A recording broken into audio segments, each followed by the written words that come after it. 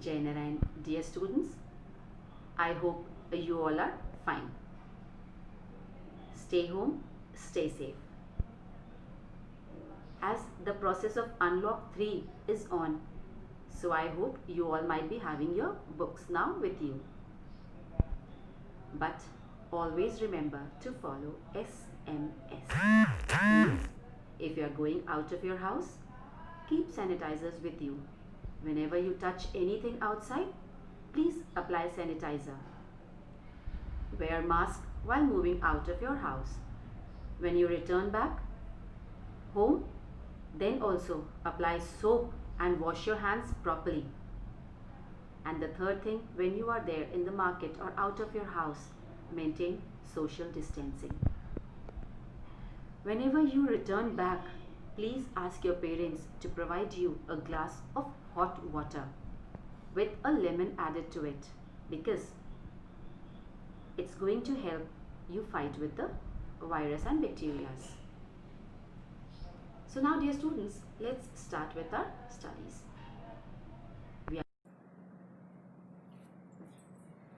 So today we'll start a new poem, Poem 2, An Elementary School Classroom in a Slum, which is written by Stephen Spender.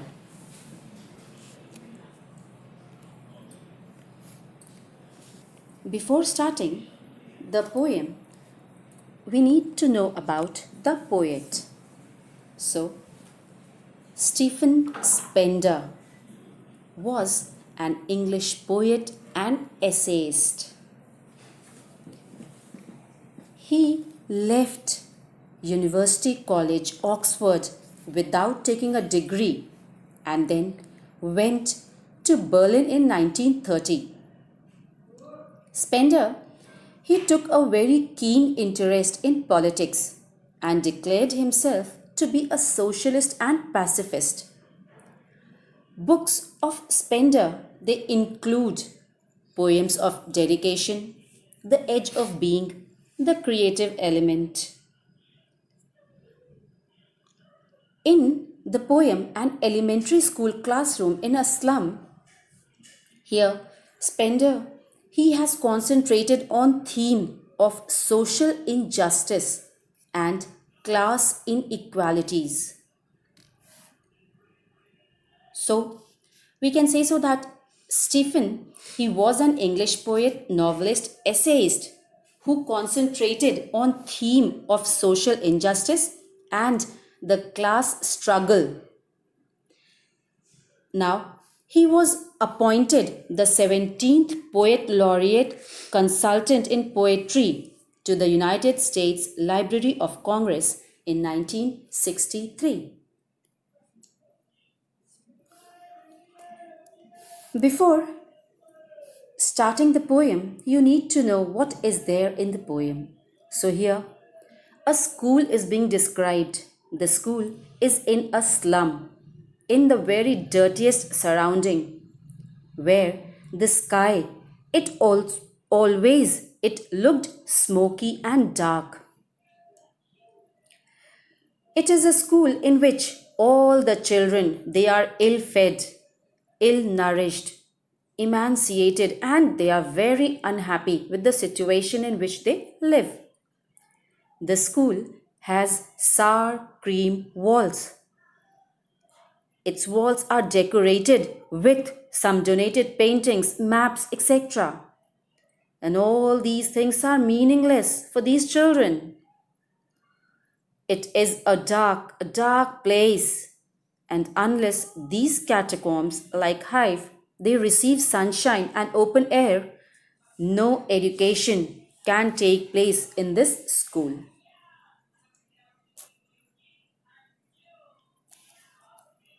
Before starting the explanation of the poem, I'd like to tell you about the theme of this poem.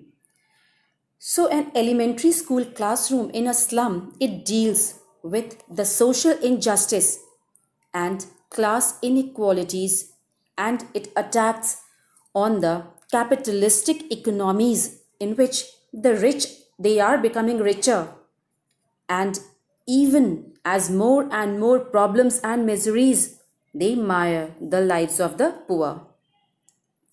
They are devoid of any opportunity and have become prey to social injustice. In this poem, Spender he demands equal opportunities for education for the poor and the underprivileged. Now comes the stanza 1. It is here in front of you. So, here the poet describes the very pathetic condition of children in a slum school. The children studying in the class are far away from a world abounding in nature's bounties and the brighter aspects of life. Their world is full of extreme poverty and harsh realities. Unlike other school children who are usually energetic and lively, these children they appear lifeless and withered. These children they look pathetic. They have pale faces and their hair is unkempt, falling all over their faces, making them look like ruthless weeds. So here in the first line, in the classroom, the poet is telling that there is a tall girl sitting who has put her head down. Why she has put her head down? Because possibly she is very depressed, maybe due to extreme poverty or because of some family problem. Or we can guess that possibly she was depressed because of physical and mental exhaustion. Now the poet is describing a second boy. The boy who is sitting in the corner is also very thin, almost like a paper. Undoubtedly, he is thin like a paper due to malnutrition. He has a very big bulging eyes like those of a rat. This suggests his timid nature and search for food and security. Now the third boy is being described. The boy sitting is the heir of his father's twisted disease. He has stunted growth and is sitting at his desk with his twisted bone. You can say that he was the living example of his father's bone disease. He was not having any enthusiasm in him.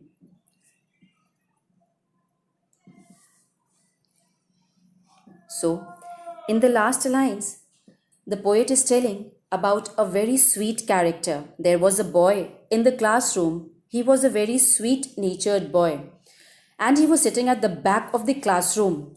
And possibly he was dreaming. That's the reason why the poet is telling that he was a sweet-natured boy. What was he dreaming? He was dreaming of squirrels playing games on trees. He would have preferred to be out of his classroom in the open and play like squirrels. This speaks of the dull and monotonous atmosphere in the classroom which fails to attract him.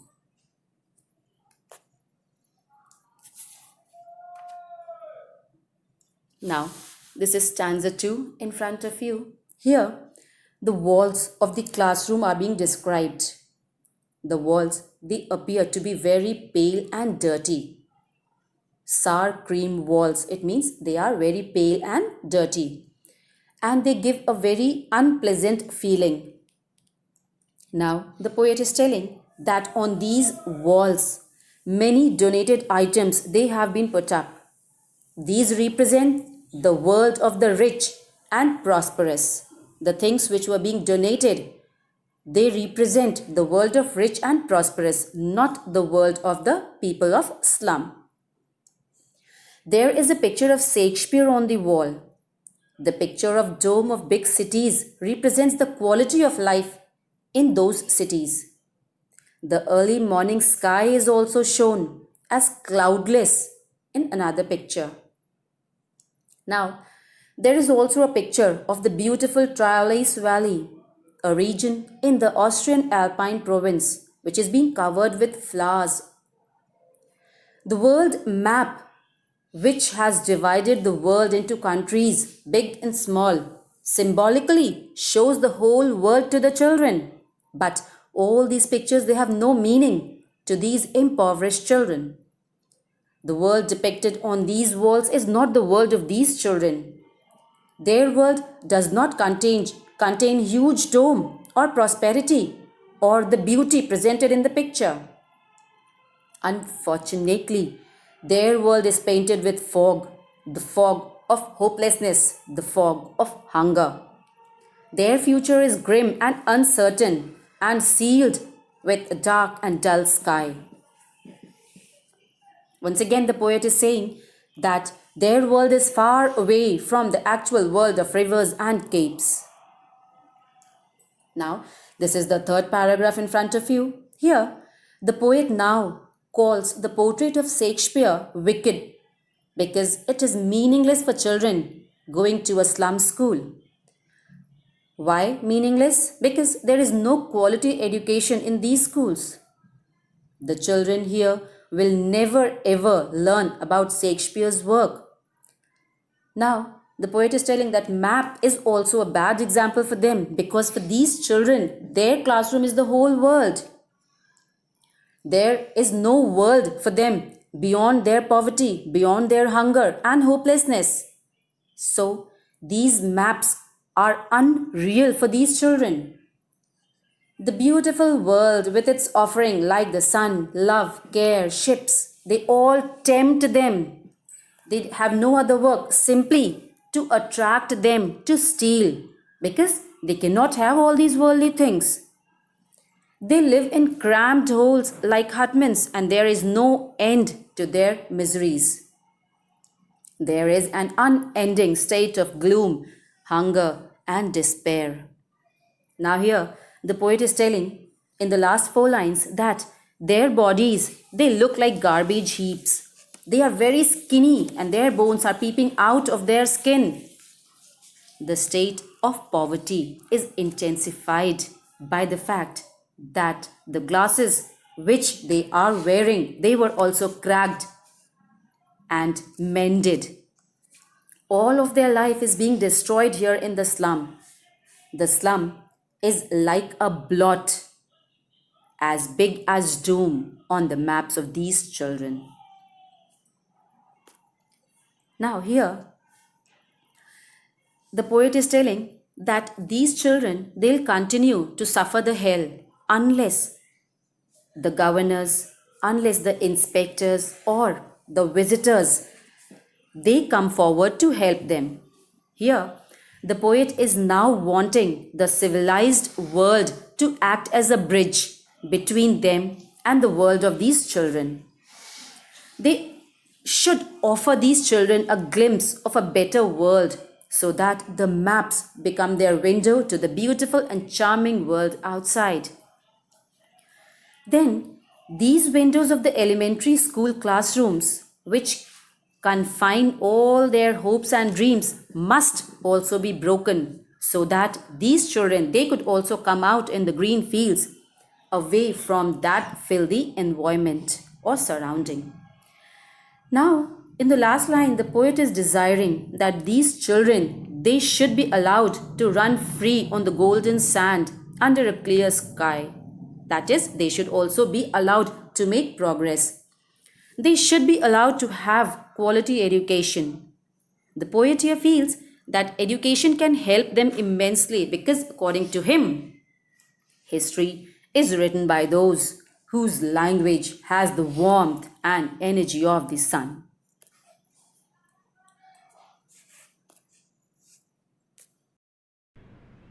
So, dear children, that was the explanation of the chapter.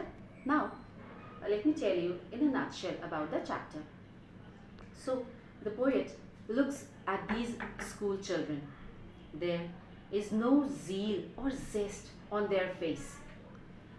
They look useless and meaningless altogether, discarded and totally neglected. Their pale faces are covered with disheveled and uncombed hair.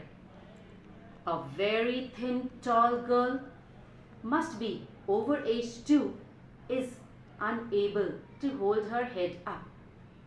It shows lack of strength and energy. One more boy in the class is paper thin and his eyes is roving like a rat's eye. One more boy, undergrown boy, who had inherited the disease of bone from his father, was in that class, and that boy was at his desk reciting the lesson. The boy on the back seat was looking like an exception in the classroom. He looks calm, happy, and cheerful. His mind is full of the game he had watched as the squirrels played in the hollow of the tree. The classroom walls is being described in the next, that they were being pale and dirty.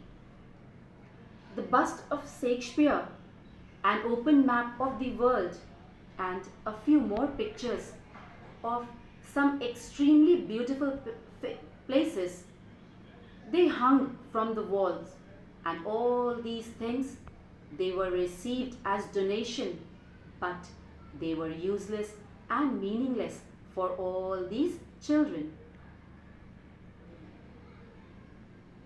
Now, the world that has been drawn in this picture, in those pictures, they were not the children's world. Clearly, there were two distinct worlds. One is the world of want, the world of hunger, poverty, and diseases, and that is the children's world. The other is the beautiful, luxurious world of the rich and the powerful, which was shown in the pictures. Slum children's world has no hope or happiness. It is very dark and bleak. The smoke and poisonous vapors, they make the air very dingy and dangerous even during the day atmosphere. Shakespeare is meaningless for these children. Beautiful places shown in the picture evokes no memories within these children. They cannot identify with these rich and prosperous places, so they are tempted to steal. These children are useless and worthless like slag heaps. They are so thin that their bones are visible through the clothes. Some of them, they even wear spectacles, and that also, that are mended. They look very unsuitable and ill-fitting. In order to make this school real and good, everyone, the governor, the inspector, the visitor or parents, all the people, they will have to make a joint effort. Only the joint effort of all can break open these underground graves and stir the dead spirits. Once these dark dungeons are broken open, children will come out to the stand and under the shining and clear sky. They will gain the ease and the facilities to read and learn and get educated. Because history is always made or enacted by those who are really enlightened and educated. That's all, dear children. I hope. So, dear students, that's all in this lecture. We'll meet once again with the fresh thoughts in new lecture. Till then, Jai Narayana all of you.